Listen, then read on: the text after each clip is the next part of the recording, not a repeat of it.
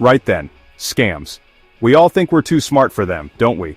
We see an email from a Nigerian prince offering us a fortune, and we think, ha, nice try, Your Highness.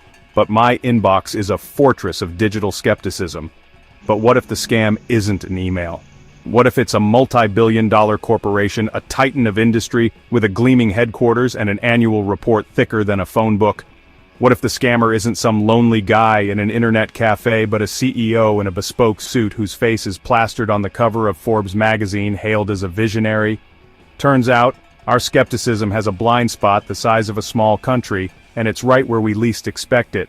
These aren't your garden variety cons. We're not talking about 3-card Monty on a street corner or someone selling you authentic moon rocks that are just painted pebbles. No, we are diving headfirst into the Mariana Trench of corporate malfeasance. We're talking about scams so colossal, so earth-shatteringly audacious, that when they finally imploded, they didn't just ruin a few lives, they broke the entire system. They were financial earthquakes that sent shock waves across the globe, forcing stunned lawmakers to crawl out from under the rubble and say, right, okay, maybe we should have a rule for that. This is the story of how spectacular failure becomes the mother of legislative invention. So, welcome to Curious Sagacity's grand tour of human greed and regulatory panic. We'll be visiting the crime scenes of the 21st century's most infamous financial disasters. These are the stories of lies so big they required their own accounting departments, of deception so profound it fooled the world's so-called experts, and of collapses so total they left behind a smoking crater and a brand new set of laws named in their honor, which frankly is a terrible way to achieve immortality. You don't want a law named after you. It's like having a disease named after you. It means you did something horribly, horribly wrong. So buckle up, because we are about to embark on a journey through the Hall of Shame, a veritable museum of corporate hubris. We're going to look at the moments when the masters of the universe were revealed to be nothing more than glorified pickpockets with better lawyers. From Houston to Wall Street, from Germany to Malaysia, we're going to see how time and time again, the very fabric of our financial world was torn apart by a few people who decided that rules were merely suggestions. And we're starting with perhaps the most arrogant giant of them all, the company whose name became a synonym for fraud itself. Let's begin. Enron. For a brief shining moment at the turn of the millennium, Enron wasn't just a company, it was a religion. Based in Houston, Texas, it was the 7th largest corporation in America, a behemoth of the energy trading world. Its executives, Ken Lay and Jeffrey Skilling, were hailed as messiahs of the new economy. Geniuses who had figured out how to trade anything from electricity to weather futures to internet bandwidth. Yes, internet bandwidth. They were literally selling the internet to itself. A concept so abstract it sounds like something a philosophy student would invent after 3 bong rips. They were famously the smartest guys in the room, a title they embraced with the kind of smug self-assurance that usually precedes a piano falling on one's head. The problem, and it was a rather significant one, was that Enron's success was a complete and utter mirage. It was a house of cards built on a foundation of lies, propped up by accounting tricks so complex they made quantum physics look like a coloring book. Their chief financial officer, Andrew Fastow, was the dark wizard behind it all. He created a labyrinth of off-the-books entities, shell corporations with delightfully whimsical names like Jedi and Cuckoo, as if naming them after Star Wars characters would make massive financial fraud seem quirky and fun. These entities, known as special-purpose entities, were used to hide billions of dollars in debt and inflate Enron's earnings, making a deeply unprofitable company look like a financial juggernaut. For years they got away with it. Wall Street analysts sang their praises, investors threw money at them, and their stock price soared into the stratosphere. They were the darlings of the business world, the embodiment of American innovation. But underneath the surface, the rot was spreading. The entire enterprise was a ticking time bomb, a monument to corporate vanity held together with accounting tape and sheer audacity. The company's culture was a brutal rank-and-yank system, where the bottom 15% of performers were fired each year, creating a pressure cooker environment where cutting corners wasn't just encouraged, it was a survival mechanism. It was less a business and more a high-stakes game of chicken with federal law. And then, in the fall of 2001, the music stopped. A few brave whistleblowers and skeptical journalists started pulling at the threads, and the whole elaborate tapestry unraveled with breathtaking speed. The stock, once trading at over $90 a share, became worthless almost overnight. The company filed for bankruptcy, wiping out over $70 billion in shareholder value and vaporizing the life savings and pensions of its 20,000 employees. The smartest guys in the room were suddenly revealed to be the most crooked. In response, a shell-shocked United States Congress passed the Sarbanes-Oxley Act of 2002, a sweeping set of regulations designed to prevent another Enron. It was the legislative equivalent of putting a triple-bolted lock on the barn door after the prize-winning genetically engineered horse has already bolted, started a new life in Mexico, and is now running a tequila bar. If Enron was a story of straightforward, old-fashioned lying, the collapse of Lehman Brothers in 2008 was something far more insidious. This wasn't just one company cooking its books. This was an entire system feasting on a banquet of poison. Lehman Brothers was a 158-year-old institution, a titan of Wall Street, a name synonymous with financial power and prestige. It had survived the Civil War, the Great Depression, and 2 world wars. But it could not survive its own ravenous appetite for subprime mortgages. These were, to put it mildly, incredibly risky home loans given to people with poor credit, essentially betting that someone who couldn't afford a toaster could somehow afford a 3-bedroom house with an adjustable-rate mortgage. Lehman, along with every other major bank, gorged itself on these toxic assets. They bundled them up into complex financial instruments called collateralized debt obligations, or CDOs, got the credit rating agencies to slap a completely undeserved AAA rating on them, and then sold them to unsuspecting investors around the world. It was the financial equivalent of taking a dumpster full of rotting garbage, spray painting it gold and selling it as a solid gold brick. And for a while it worked beautifully. House prices kept rising, everyone was getting rich, and the CEO of Lehman Brothers, Richard Fuld, nicknamed the Gorilla for his aggressive style, was beating his chest on the top of the Wall Street food chain. To make matters worse, Lehman was using a particularly sneaky accounting gimmick called Repo 105. This was a maneuver that allowed them to temporarily move up to $50 billion of assets off their balance sheet right before filing their quarterly reports, making the company look significantly healthier and less indebted than it actually was. It was like frantically shoving all your clutter into a closet moments before your parents come to visit, except the clutter was $50 billion of toxic debt and the closet was a legal loophole. This allowed them to continue their high-risk gambles, leveraging themselves to the hilt, borrowing $30 or $40 for every dollar of their own they had. They were a skyscraper built on a toothpick. Then in 2007, the housing bubble popped. Homeowners began defaulting on their subprime mortgages in droves. Suddenly, those solid gold CDOs were revealed for what they were: worthless garbage. Panic ripped through the financial system. On September 15, 2008, after a frantic weekend of negotiations where the United States government refused to bail it out, Lehman Brothers filed for the largest bankruptcy in American history. The domino had fallen. The resulting global financial crisis plunged the world into the worst recession since the Great Depression. The response was the Dodd-Frank Act of 2010, a mammoth piece of legislation aimed at reining in Wall Street's excesses. It was a desperate attempt to cage the very beasts the system had created, a tacit admission that the masters of the universe couldn't be trusted not to burn the whole world down for a quarterly bonus. Ah, Germany, a country renowned for its efficiency, its engineering, and its unflinching commitment to following the rules. It's the kind of place you'd expect to produce a sensible, reliable car or a perfectly on-time train, not a financial scandal so audacious it makes a bratwurst look like a salad. But then came Wirecard. For years, Wirecard was the golden child of German tech, a dazzling fintech superstar that was meant to prove Germany could innovate with the best of them. It was a digital payments processor, supposedly handling transactions for everyone from online casinos to major airlines, and its stock price soared, making it more valuable than Deutsche Bank. Yes, that Deutsche Bank. It was a national champion, a testament to German ingenuity in the digital age, or so everyone thought.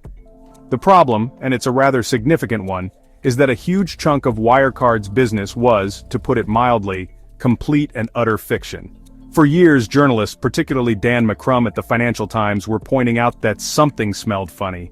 And I don't mean left the Limburger out in the sun funny. I mean there's a 1.9 billion euro hole in your balance sheet funny. McCrum and his colleagues published a series of damning articles suggesting widespread fraud, but instead of investigating the company, Germany's financial regulator BaFin did something truly extraordinary.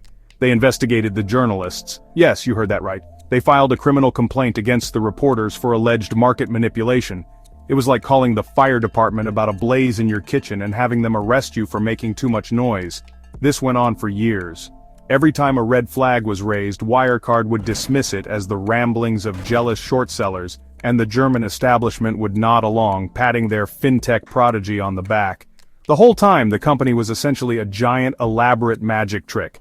They claimed to have 1.9 billion euros in cash sitting in trustee accounts in the Philippines. But when auditors from EY finally demanded to see the money in 2020, the banks in the Philippines basically said, "What money? We've never heard of these people." The cash, it turned out, had never existed. It was a phantom, a figment of a very corrupt imagination, a financial unicorn that was, in reality, just a donkey with a party hat taped to its head. The collapse was immediate and spectacular. Wirecard filed for insolvency, its CEO was arrested, and its COO, a man named Jan Marsalek who sounds like a Bond villain and reportedly has ties to Russian intelligence, simply vanished.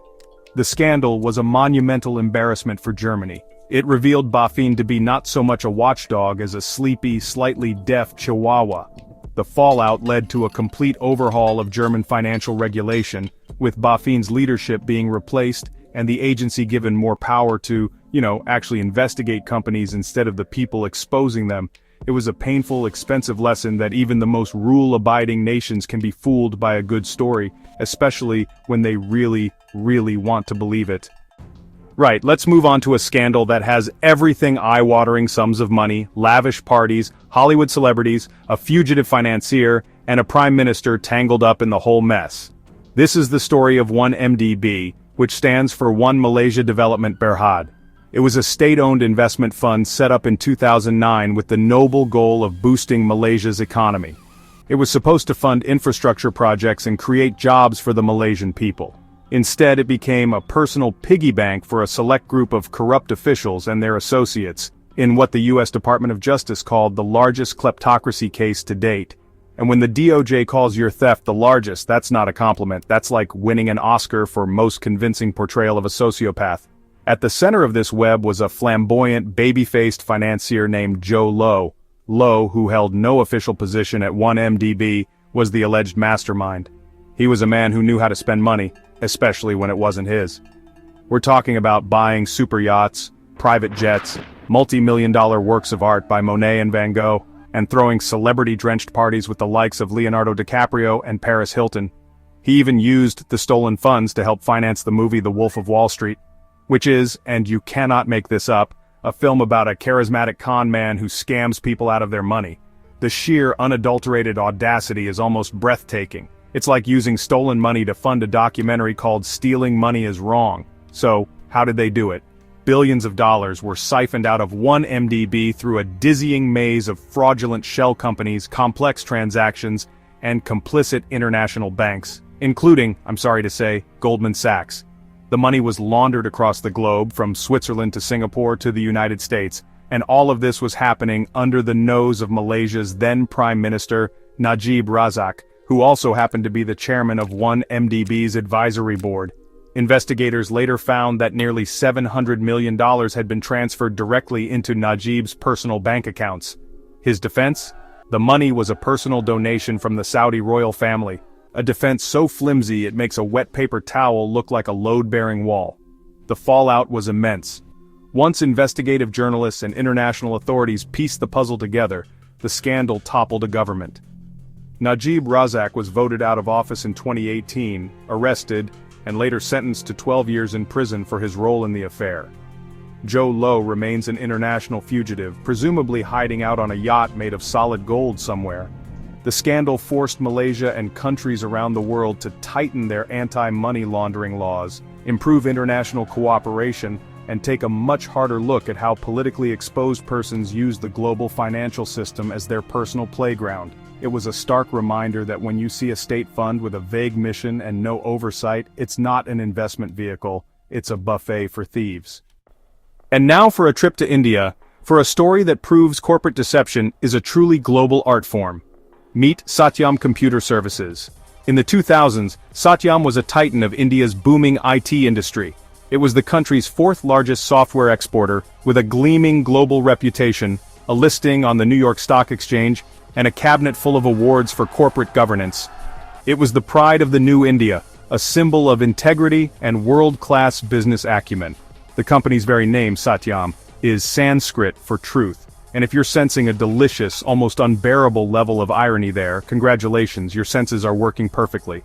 Because this temple of truth was built on a foundation of lies. A big, fat, billion-dollar pile of lies. The whole house of cards came crashing down in January 2009 when the company's founder and chairman, Ramalinga Raju, wrote a letter. This wasn't your typical corporate memo about synergy or quarterly targets.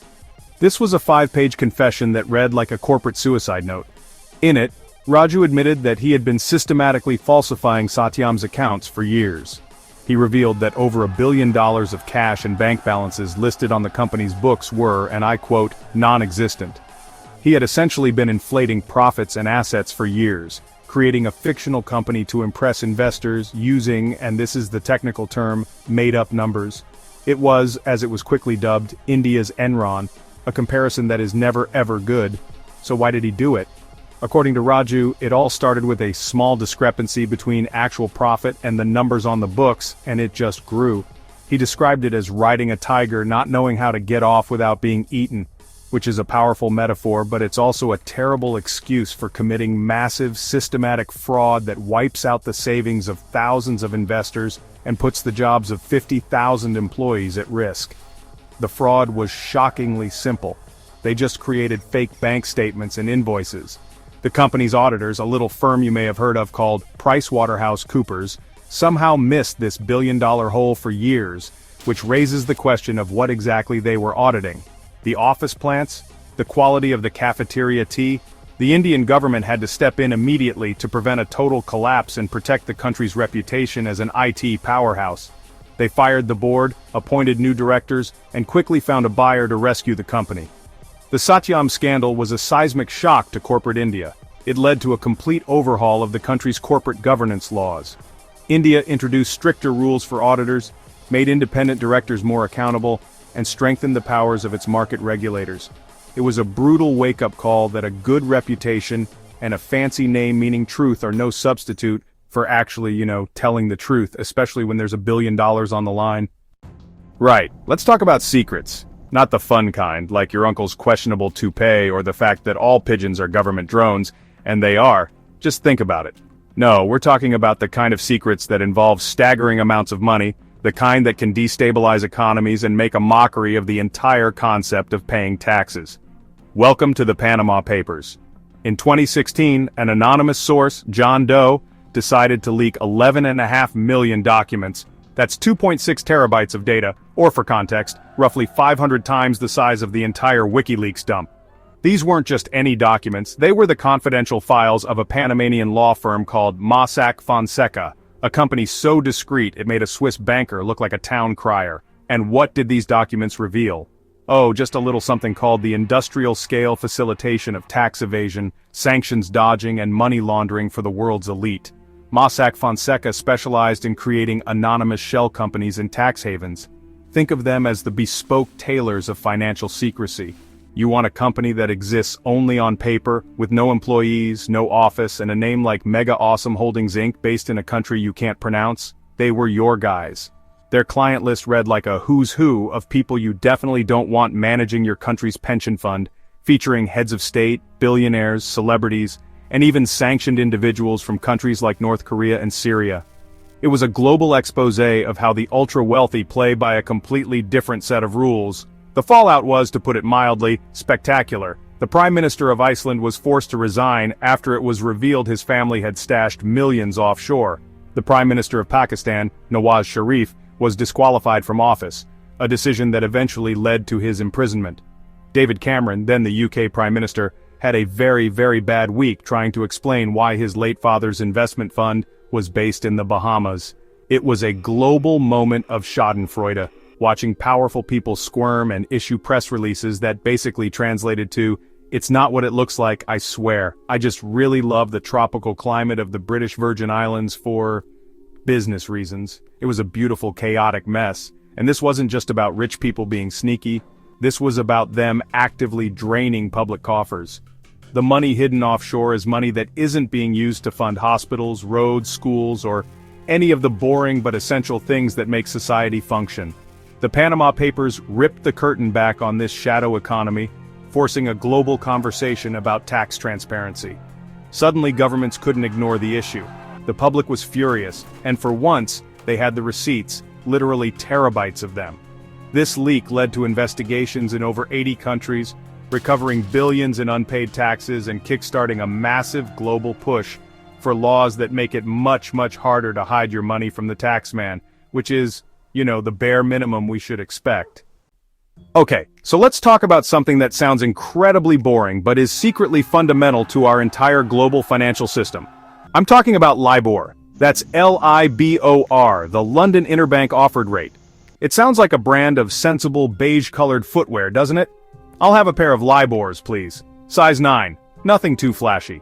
But in reality, LIBOR was the benchmark interest rate that determined the cost of borrowing for everything from student loans and mortgages to massive corporate deals. It was meant to be an average of what major banks guessed they would be charged to borrow from each other. It was, in essence, the pulse of the financial world.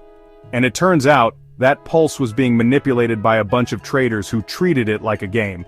Yes, that's right. For years, traders at some of the world's biggest banks, Barclays, UBS, Royal Bank of Scotland, the usual suspects, were colluding to artificially rig the LIBOR rate. They would nudge it up or down by just a few basis points to benefit their own trading positions. How did they do it? Through shockingly casual instant messages. You'd see traders saying things like, "If you could set a low 6-month LIBOR, I would appreciate it," or promising champagne as a reward. This wasn't a sophisticated, shadowy conspiracy. It was the financial equivalent of a bunch of schoolboys trying to change their report cards with a pen. Except their report card determined the interest rates for trillions of dollars in financial products worldwide. It was breathtakingly brazen. The consequences of this were enormous. If the rate was artificially high, ordinary people with mortgages or car loans paid more than they should have. If it was artificially low, it created a false impression of the bank's health, masking the deep-seated problems that were festering before the 2008 financial crisis. This wasn't a victimless crime. The victims were pretty much anyone with a bank account or a loan. The scandal shattered the already fragile trust in the banking system, proving that even the most fundamental pillars of finance could be corrupted for a quick buck. It was like discovering the people who make the rulers were deliberately making all the inches slightly longer just to mess with us. The scandal led to a massive crackdown. Banks were hit with billions of dollars in fines, which for them, is like you or I getting a sternly worded parking ticket. But more importantly, several traders actually went to prison, including a man named Tom Hayes, who became the poster boy for LIBOR rigging.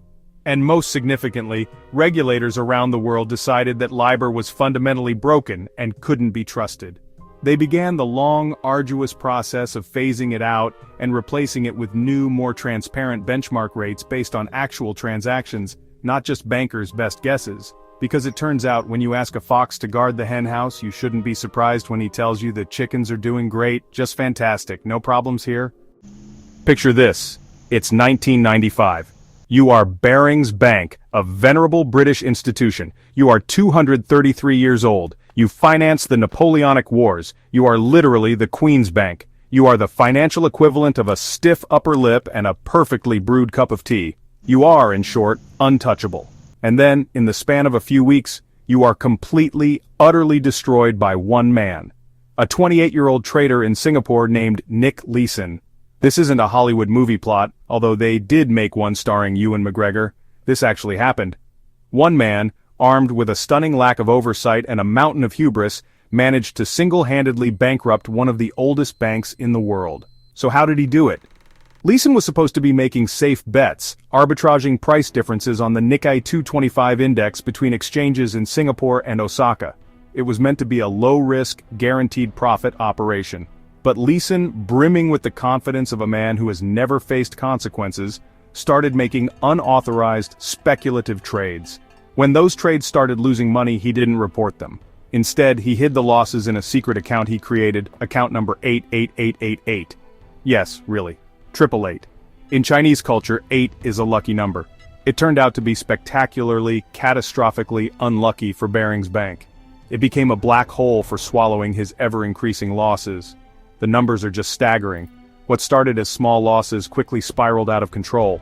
To try and recoup his losses, Leeson made bigger and bigger bets, doubling down again and again, convinced he could win it all back with one massive trade. It was the gambler's fallacy played out on a global financial stage. By early 1995, his secret account was hiding losses of over £200 million. His final, desperate gamble was a massive bet that the Japanese stock market would not move significantly overnight. And then, the Kobe earthquake hit.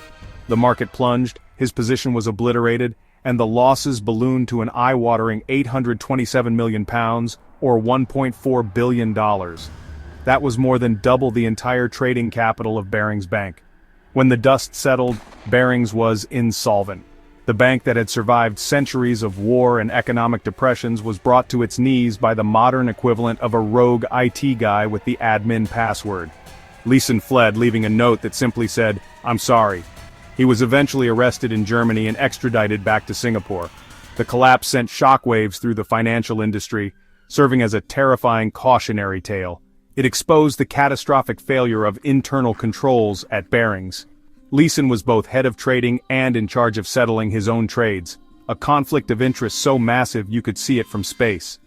The scandal led directly to a global overhaul of risk management and internal auditing, ensuring that no single trader could ever again hold a 200-year-old bank's fate in their hands. Right, let's talk about Germany. A country known for precision engineering, punctuality, and apparently, a spectacular talent for lying about diesel emissions. For years, Volkswagen marketed its clean diesel cars with all the smug self-assurance of a man explaining the offside rule. They were the eco-friendly choice for the discerning driver who wanted performance without personally strangling a polar bear with every press of the accelerator. They ran ads featuring wholesome families, beautiful scenery, and the quiet hum of a supposedly clean engine. It was a masterpiece of marketing, a Teutonic symphony of greenwashing that convinced millions of people they were doing their bit for the planet while enjoying that sweet, sweet German engineering. It was, in short, a complete and utter fabrication. The scam itself was almost insultingly clever, a real piece of digital skullduggery. Volkswagen installed what's known as a defeat device in their diesel engines. This little bit of code was a master of disguise, a digital chameleon. When the car sensed it was being tested in a lab, based on things like the position of the steering wheel, speed, and barometric pressure, it would switch to a low-emission mode, passing regulatory tests with flying colors. It was the automotive equivalent of a teenager hastily hiding their vape and spraying air freshener when their parents walk in. But the moment the car was back on the actual road, free from the prying eyes of regulators, the device would switch off the emissions controls, allowing the engine to spew nitrogen oxides at up to 40 times the legal limit in the United States. 40 times. That's not a rounding error, that's a middle finger to public health. The whole thing came crashing down in 2015, not because of eagle-eyed German regulators at BaFin, oh no, but because of a scrappy team of researchers at West Virginia University. Yes, West Virginia. The state more famous for coal mining and pepperoni rolls than for taking down automotive giants. They conducted on-road emissions tests and found discrepancies so massive they initially thought their equipment was broken. But it wasn't broken. It was just accurately measuring the colossal lie Volkswagen had been selling to the world.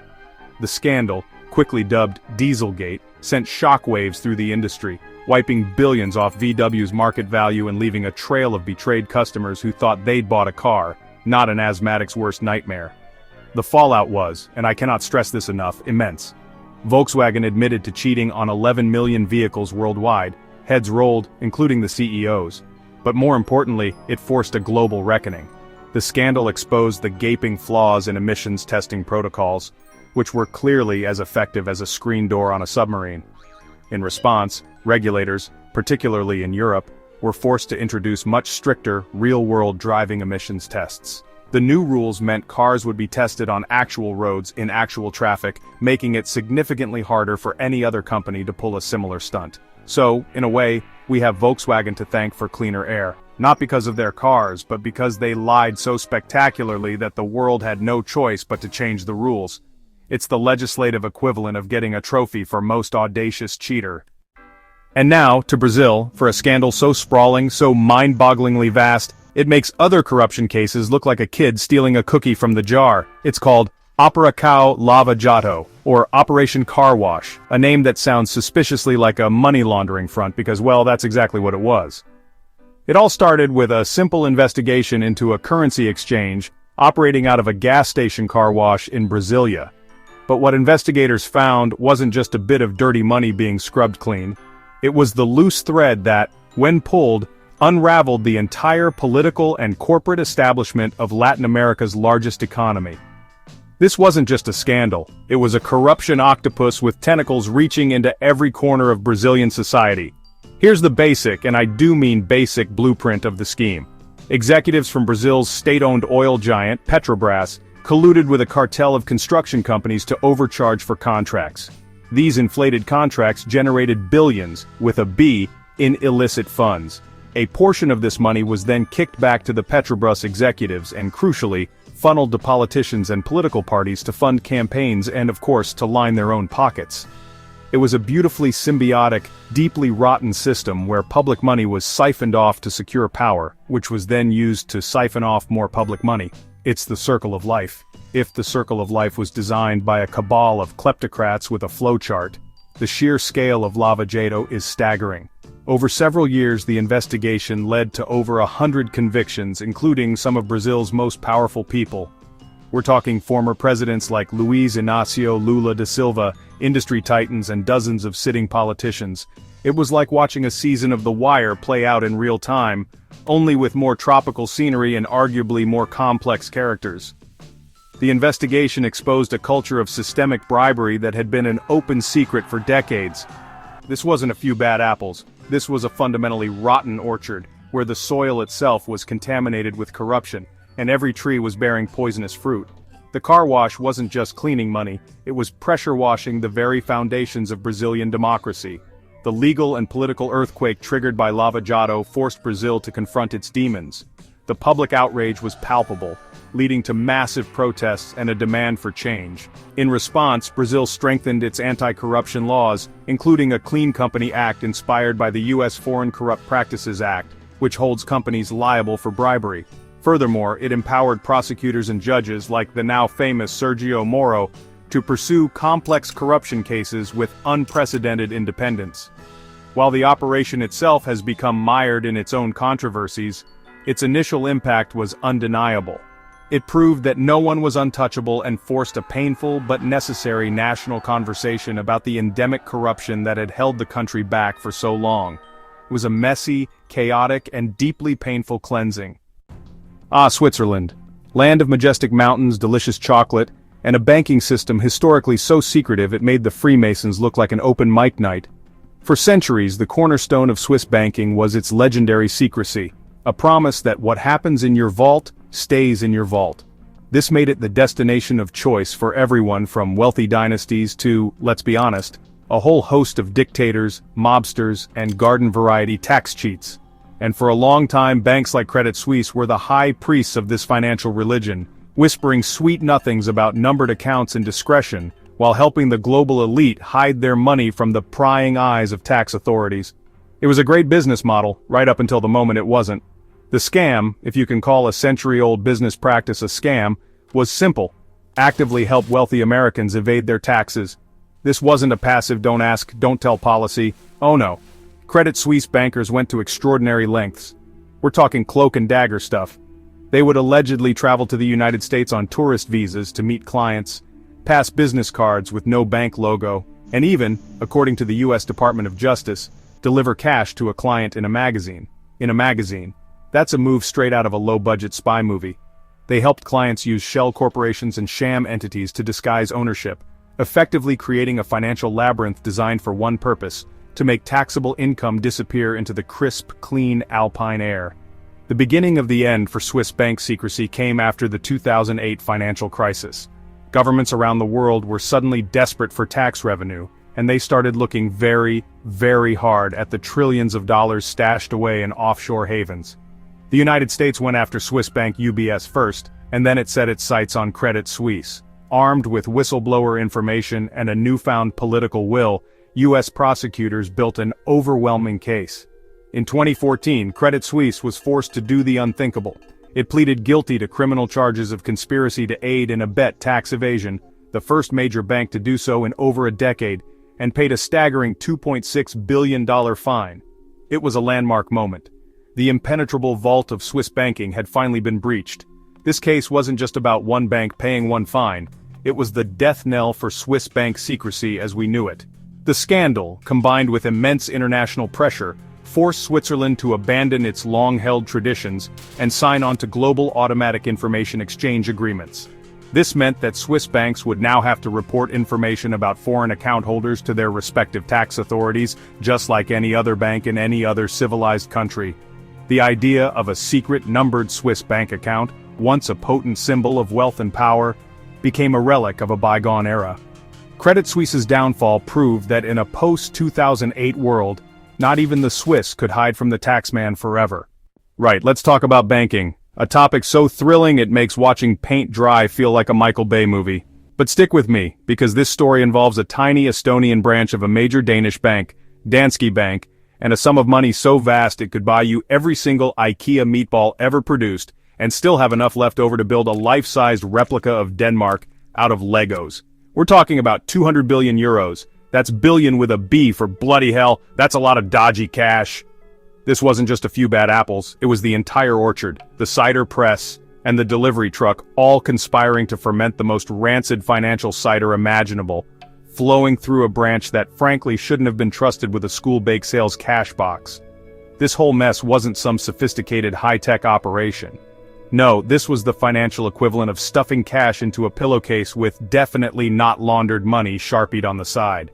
The Estonian branch became a playground for suspicious non-resident clients, primarily from Russia and other former Soviet states, who opened accounts with the enthusiasm of a golden retriever at a tennis ball factory. Red flags. There were more red flags than a Soviet military parade. We're talking shell companies registered in the British Virgin Islands, transactions with no clear business purpose, and ownership structures more opaque than a politician's apology.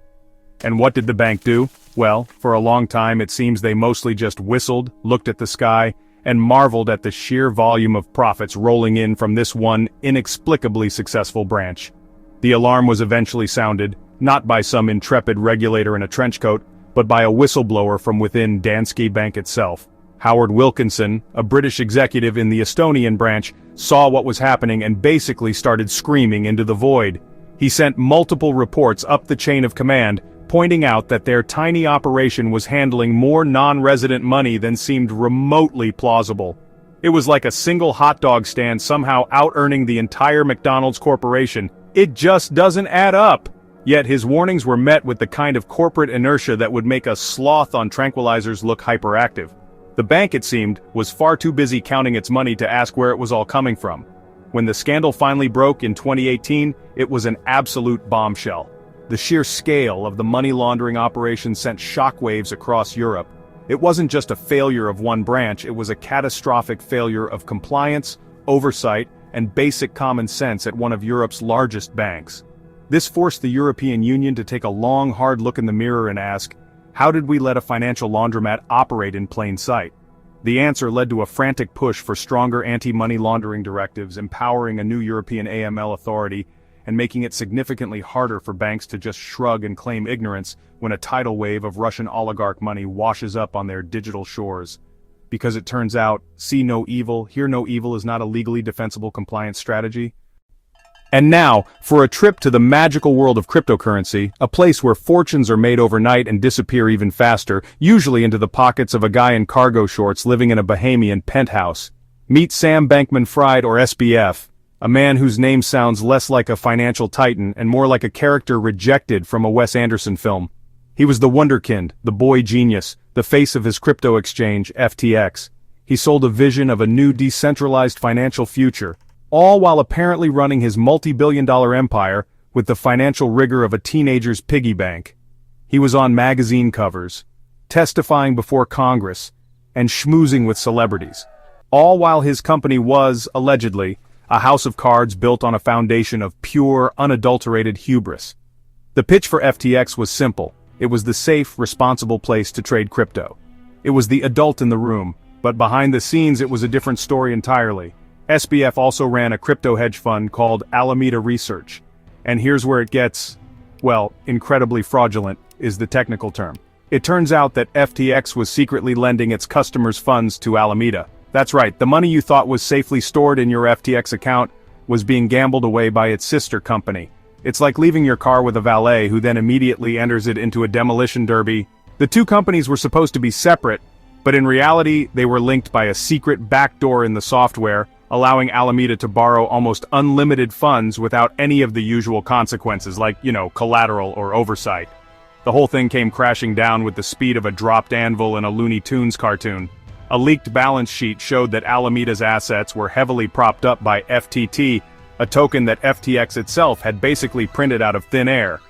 This spooked the market, leading to a classic bank run, or in this case, a crypto exchange run. Customers rushed to pull their money out, but the money wasn't there. It was gone. Poof! Vanished into the black hole of Alameda's bad bets. In a matter of days, a $32 billion company evaporated, leaving a trail of devastation, memes about beanbags and a million customers wondering where their life savings went. SBF's apologies were about as valuable as his company's FTT token, which is to say, completely worthless. The collapse of FTX was a watershed moment for crypto. It was the industry's Lehman Brothers, a cataclysm that exposed the profound lack of regulation and the dangers of placing blind faith in charismatic founders. Suddenly, lawmakers who previously couldn't tell a Bitcoin from a Beanie Baby were scrambling to understand what happened, and more importantly, how to stop it from happening again. SBF's subsequent arrest and conviction on fraud and conspiracy charges hammered the point home.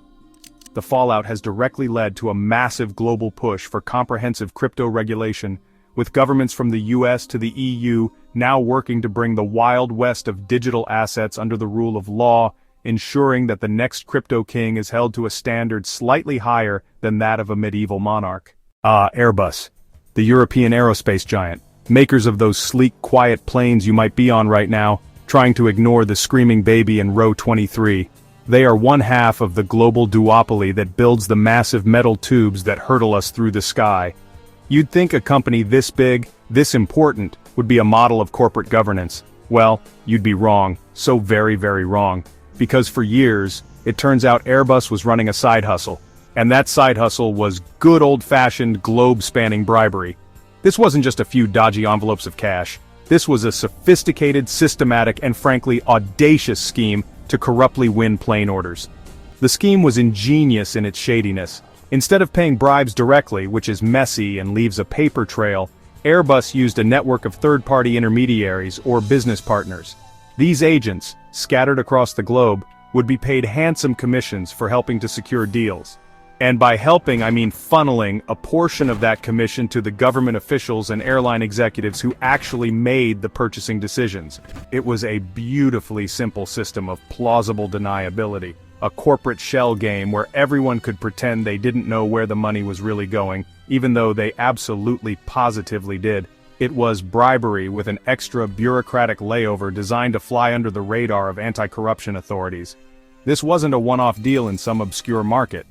The corruption was endemic, touching contracts in Sri Lanka, Malaysia, Indonesia, Taiwan, Ghana, and many more. The scale was breathtaking. For example, in one case, they allegedly offered a whopping $50 million to the wife of a Malaysian airline executive through a sham sports team sponsorship. A $50 million bribe. For that kind of money, you don't just sponsor a sports team, you could buy the team, the league, and the entire sport and probably rename it Airbus Ball. The sheer brazenness of it all was staggering. A testament to a corporate culture that viewed anti-bribery laws as more of a friendly suggestion than a hard rule. Eventually, the long arm of the law caught up. A coordinated investigation by French, British, and American authorities, a sort of Justice League of financial crime fighters, uncovered the whole rotten system. In 2020, Airbus agreed to pay a record-breaking settlement of nearly 3.6 billion euros to avoid prosecution. It was one of the largest global bribery settlements in history. The fallout forced Airbus to completely overhaul its ethics and compliance programs, firing over 100 people and implementing some of the most stringent anti-corruption controls in the corporate world. The case became a massive wake-up call for multinational corporations everywhere, proving that no company is too big to fall, and that using a network of shady middlemen to do your dirty work won't, in the end, keep your own hands clean. Right, let's talk about Kazakhstan, a country so vast and rich in natural resources, it's essentially the Earth's giant, untapped piggy bank.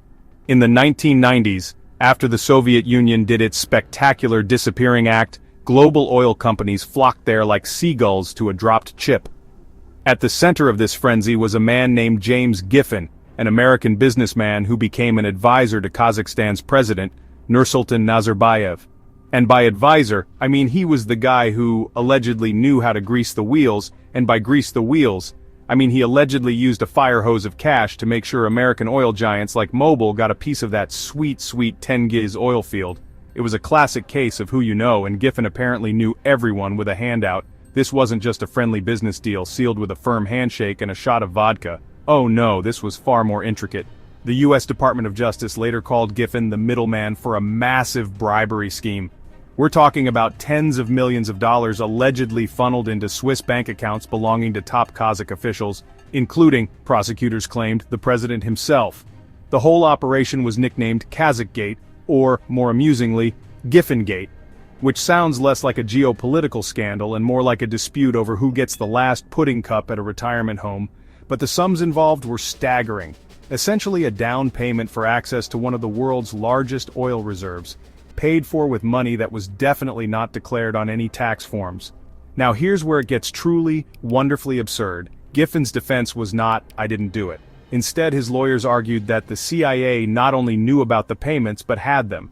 Yes, his defense was basically, "I wasn't bribing foreign officials, I was bribing foreign officials." He claimed he was an intelligence asset, a patriot serving his country's geopolitical interest by ensuring those oil fields didn't fall into the wrong hands, like, hands that weren't American. It's a bold strategy, essentially trying to wrap yourself in the flag so tightly that the Department of Justice can't see the suitcase full of non-sequential Swiss francs you're holding. It turns the whole thing from a sordid tale of corruption into a spy movie written by someone who's only seen the trailer for a Jason Bourne film. Ultimately, the case fizzled out in a way that was deeply unsatisfying for anyone who enjoys justice. After years of legal wrangling, Giffen pleaded guilty to a minor tax misdemeanor and paid a tiny fine, walking away a free man. The big bribery charges were dropped, but the scandal's legacy was huge. It became a landmark case for the Foreign Corrupt Practices Act, showcasing America's willingness to prosecute bribery happening thousands of miles away. It sent a shockwave through the corporate world, forcing companies to realize that the old way of doing business, a friendly consulting fee here, a scholarship for a minister's kid there, was now firmly in the crosshairs of US law enforcement. Kazakhgate demonstrated that the FCPA had teeth, even if, in this specific instance, it felt like it only managed to deliver a gentle gumming. 2007, a simpler time. A time before we all became unwilling experts in terms like collateralized debt obligations. The American dream was in full swing, a house, a white picket fence, and a mortgage so complicated it could only be understood by a team of physicists and a priest. At the heart of the impending doom was the subprime mortgage. This was a loan for people with poor credit, which sounds noble until you realize the terms were often predatory, designed to explode like a financial landmine a few years down the road. Banks were handing these out like free samples at Costco, thanks to the invention of the ninja loan. No income, no job, or assets. Yes, really. You could basically walk into a bank, prove you were a sentient being with a pulse, and walk out with a mortgage for a house you absolutely could not afford. So why would banks do something so monumentally stupid? Because they weren't planning on holding on to the risk. They would take these terrible ticking time bomb mortgages, bundle thousands of them together into a grotesque financial sausage called a mortgage-backed security, and then sell that sausage to investors around the world. To make this toxic waste look like a gourmet meal, credit rating agencies, the supposed grown-ups in the room, like Moody's and Standard & Poor's, would slap a AAA rating on them. That's the highest possible rating, the same one given to US government bonds.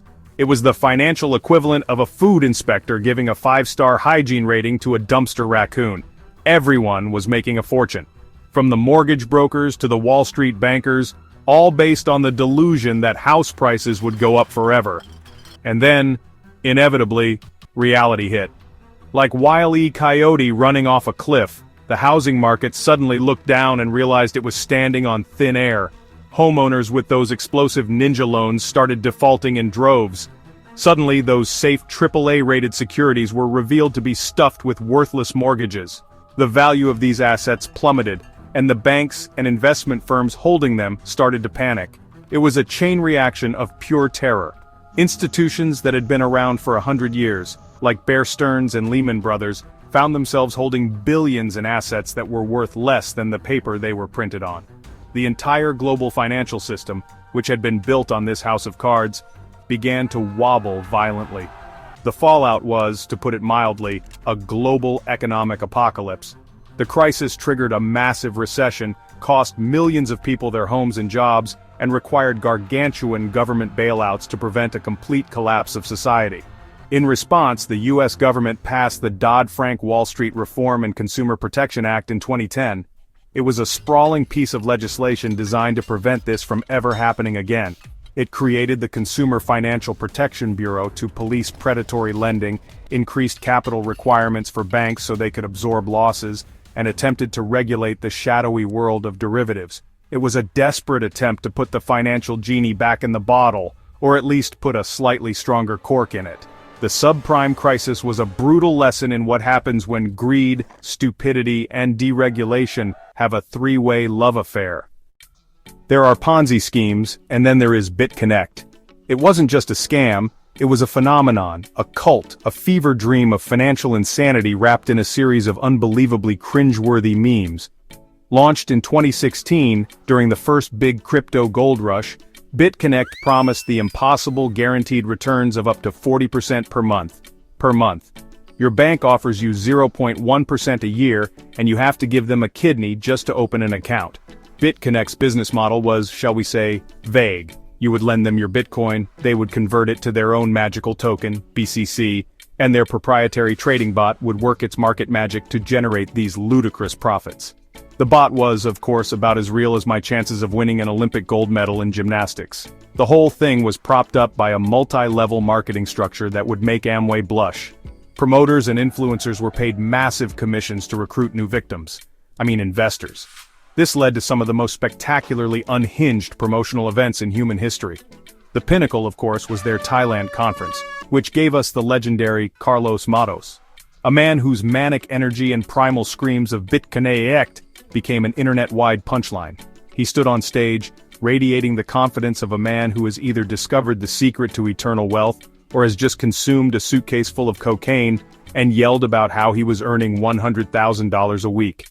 It was so transparently a scam that it almost felt like performance art. Of course, the trading bot was just a figment of their imagination. The astronomical returns paid to early investors were simply funded by the money pouring in from new ones. The absolute textbook definition of a Ponzi scheme. For about a year, the house of cards stood, and the price of the BCC token soared, reaching a peak of nearly $500. The faithful were ecstatic, mocking the haters and FUD spreaders who pointed out the obvious mathematical impossibility of it all. They believed they were financial geniuses, pioneers in a new world order. They weren't investing, they were part of a movement. A movement that, it turns out, was heading directly off a cliff at 100 miles per hour, driven by a man screaming about his wife no longer believing in him. The crash, when it came in January 2018, was sudden and total. After receiving cease and desist orders from US regulators, BitConnect announced it was shutting down its lending platform. The BCC token, which had been worth hundreds of dollars, instantly became worthless. Its value plunged over 90% in a matter of hours, wiping out an estimated $2.5 billion in investor funds. The fallout was a global reckoning. Lawsuits flew, founders were indicted, and regulators around the world finally woke up to the fact that the crypto space was the Wild West, but with more memes and less dignity. BitConnect became the poster child for crypto scams, a cautionary tale so loud and obnoxious that it forced governments to start writing rules to protect people from their own ludicrous, meme-fueled greed. Hey! Siemens, the German engineering giant. A company so quintessentially German you imagine its board meetings are conducted with the ruthless efficiency of a well-oiled machine, probably while everyone is eating a structurally sound pretzel. They make everything from high-speed trains to medical scanners, the kind of things you want built with precision and integrity. which is what makes it so incredibly, breathtakingly, hilariously shocking to discover that for years their most impressive piece of engineering wasn't a locomotive or a wind turbine. No, it was a global, industrial-scale bribery machine that ran so smoothly, it probably qualified for its own extended warranty. This wasn't just a few bad apples in a dusty back office, this was systemic, baked-in corruption on a truly Wagnerian scale. Now, corruption in big business is, sadly, not exactly a surprise. It's like finding out a reality TV star has had plastic surgery. But the Siemens case was different. It wasn't just about greasing a few palms to win a contract here or there. This was the corporate equivalent of a meticulously planned military campaign. We're talking about a slush fund system so sophisticated, it would make a Swiss banker blush. They had what employees reportedly called briefcase money, cash specifically set aside for, let's call them, persuasive business expenditures. Investigators found they spent over $1 billion, that's billion with a B, as in bloody hell that's a lot of bribes, to secure contracts around the globe, from Argentina to Nigeria to Bangladesh. It was a masterclass in institutionalized graft. The sheer audacity of it is what really gets you. This wasn't some fly-by-night operation. This was Siemens, a blue-chip stalwart of the German economy. They had a whole shadow financial structure, complete with offshore accounts, shady consultants, and ledgers that were more creative fiction than accounting. The company essentially operated with two sets of books, one for the auditors and one for reality. And for a long time it worked. In fact, until 1999, bribing foreign officials was not only legal in Germany, but the bribes themselves were tax deductible. Yes, you heard that right. You could literally write off your international corruption as a business expense. Expense report for trip to Lagos, airfare, hotel, and yes, one facilitation payment of 50,000 euros to Mr. Minister. Please reimburse. Eventually, of course, the music had to stop, and when it did, the fallout was spectacular. In 2008, Siemens pleaded guilty to bribery charges in both the United States and Germany, paying a record-breaking $1.6 billion in fines. It was, at the time, the largest anti-corruption fine in history. The scandal triggered a complete corporate meltdown, forcing a massive internal cleanup. The company had to fire executives, overhaul its entire culture, and spend a fortune on creating what is now considered one of the world's most robust compliance systems. It was a painful, expensive lesson, proving that even the most efficient German engineering can't build a machine that successfully hides $1 billion in bribes forever. Eventually, someone, somewhere, is going to notice the briefcase full of cash. And now we travel to Angola, a nation blessed with oil, diamonds, and a ruling family with a rather enthusiastic approach to personal wealth accumulation. At the center of our story is one Isabel dos Santos, daughter of the former president, who was once celebrated by Forbes as Africa's richest woman. A self-made billionaire, they said, which is a bit like calling a lottery winner a strategic numerical investment genius. Her self-made story involved being handed incredibly lucrative state contracts and assets by her dear old dad, who just so happened to be running the country for nearly 4 decades. It's the heartwarming tale of a daughter pulling herself up by her father's presidential bootstraps, which, it turns out, were attached to the national treasury. This wasn't just a simple case of nepotism, it was nepotism on an Olympic, gold medal-winning, national anthem-playing scale. We're talking about a sprawling empire of over 400 companies and subsidiaries in 41 countries, spanning everything from banking and telecoms to diamonds and cement. It was a masterclass in how to turn public assets into a private piggy bank, all while projecting an image of a savvy, modern African entrepreneur. It's like if Logan Roy from Succession had the added advantage of also being the government, the regulators, and the guy who prints the money. The sheer audacity is almost impressive, if it weren't so catastrophically corrosive to an entire nation's economy and its people. Then, in 2020, the music stopped. Thanks to the international consortium of investigative journalists, the same heroes who brought us the Panama Papers, the Luanda leaks dropped. This was a treasure trove of over 715,000 documents detailing exactly how Dos Santos had systematically siphoned billions of dollars out of Angola. It was less of a leak and more of a catastrophic dam failure, washing away her carefully constructed facade of legitimacy. The documents showed how state-owned oil and diamond companies had transferred colossal sums to shell companies abroad, all controlled by Dos Santos and her husband. It was the kind of intricate, globe-spanning financial chicanery that makes you wonder if these people have flowcharts or just a very, very cursed Ouija board. The fallout was immediate and devastating for Dos Santos. Her assets were frozen, her business empire began to crumble, and she went from being the face of African success to the poster child for kleptocracy. But the real impact was on the global financial system. The scandal exposed how major Western consulting firms, accountants, and lawyers, prestigious firms like PwC and Boston Consulting Group, were complicit, happily enabling the whole sordid affair for a hefty fee. This forced a global reckoning on the concept of politically exposed persons, or PEPs. Suddenly, regulators realized that maybe, just maybe, the daughter of an autocrat who mysteriously becomes a billionaire deserves a little more scrutiny than your average small business owner. This led to much stricter PEP monitoring protocols, forcing banks and financial institutions to stop asking how much can you pay us, and start asking, wait, where exactly did you get all this money? Ah, Bernie Madoff, the final boss of financial scams, the undisputed heavyweight champion of the Ponzi scheme. For decades, he was not just a Wall Street titan, he was Wall Street. A former chairman of the NASDAQ, a revered elder statesman of finance, a man whose name was synonymous with steady, reliable, almost boringly consistent returns. He was the financial equivalent of a weighted blanket and a cup of chamomile tea. Investors, including charities, universities, and thousands of ordinary retirees flocked to him begging him to take their money. His secret? He didn't have one. He just promised returns of 10 to 12% a year, every year, rain or shine.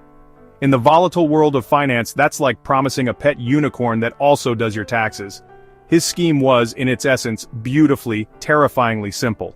It was the oldest trick in the book, just scaled up to an unprecedented, monstrous size. He took money from new investors to pay off the old ones, creating the illusion of profit. He never actually invested a single cent. His entire operation was a fiction, propped up by falsified statements and the sheer force of his reputation. He was the Wizard of Oz, but instead of a giant floating head, he had a Bloomberg terminal that was apparently just for show, like a decorative sword on a wall. All the while, he cultivated an air of exclusivity. You couldn't just invest with Bernie, you had to be invited. It was the financial equivalent of a secret club where the only activity was getting robbed, but the snacks were apparently fantastic. The most infuriating part of the Madoff saga is how many times he was almost caught.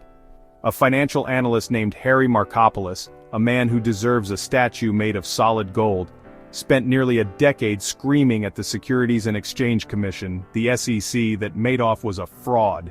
He sent them detailed, meticulously researched submissions titled, "The World's Largest Hedge Fund is a Fraud." It doesn't get much clearer than that. That's like sending the fire department a letter titled, "The Orphanage is Currently on Fire," complete with diagrams of the flames. And yet the SEC, the supposed watchdog of Wall Street, investigated Madoff multiple times and somehow, bafflingly, found nothing. They were like a detective who trips over the murder weapon, dusts it for prints, and declares it a curiously shaped paperweight. When the 2008 financial crisis hit, the house of cards finally collapsed. With new money drying up, Madoff couldn't pay out the redemption requests, and the whole $65 billion lie imploded. The fallout was a human catastrophe, wiping out life savings and devastating foundations. But it was also a moment of profound humiliation for the SEC. Their failure was so total, so absolute, that it couldn't be ignored. The scandal triggered a massive overhaul of the agency, leading to the creation of new whistleblower programs, improved fraud detection systems, and a complete restructuring of their enforcement division. It was a classic case of locking the barn door after the $65 billion horse has not only bolted, but has also sold the barn, the farm, and your pension to a shell company in the Cayman Islands. So there you have it. 20 stories of breathtaking greed, audacious fraud, and the kind of creative accounting that would make a novelist blush. From Enron's phantom profits to Madoff's imaginary fund, from the brazen looting of Angola to the systematic deception by Volkswagen, each of these scandals tore down trust, shattered lives, and left a trail of economic devastation. They are a sobering reminder of what happens when oversight fails and greed runs unchecked. But they also did something else. They built better systems, stronger laws, and slowly but surely, more accountability. Every one of these disasters, in its own painful way, forced a change for the better. The Sarbanes-Oxley Act, the Dodd-Frank Act, the end of Swiss banking secrecy, the global push for tax transparency. These weren't born in a quiet committee room. They were forged in the fire of public outrage, hammered into shape on the anvil of colossal failure. They are the legislative scar tissue left behind by these scams. The real lesson here, the thread that connects a rogue trader in Singapore to a crooked politician in Brazil, is this. Corruption thrives in silence, in the dark corners of the financial world behind the closed doors of power. Regulation, transparency, and a relentlessly free press, those are its antidotes. They are the floodlights that send the cockroaches scurrying. Our journey through this gallery of rogues and regulatory reform is a testament to that fact. It shows that while the temptation to cheat the system will always exist, so will the determination of investigators, journalists, and ordinary citizens to expose it. The fight against corruption is a never-ending game of cat and mouse, but with each scandal, the mouse gets a little smarter and the traps get a little bit better. It's a messy, imperfect process, but it's how progress is made. It's a reminder that we must remain vigilant, ask questions, and demand accountability, because the next big scam is always just around the corner, waiting for us to look away. Thank you for joining us on this global tour of financial malfeasance. If you found this journey as fascinating and frankly as infuriating as we did, don't forget to do the thing that keeps the YouTube algorithm happy, like this video. Share it with someone who needs to know how the world really works, and subscribe to Curious Sagacity for more deep dives. We are dedicated to bringing you the crucial stories that have shaped our world from behind the scenes, one unbelievable scandal at a time. Stay curious and stay vigilant.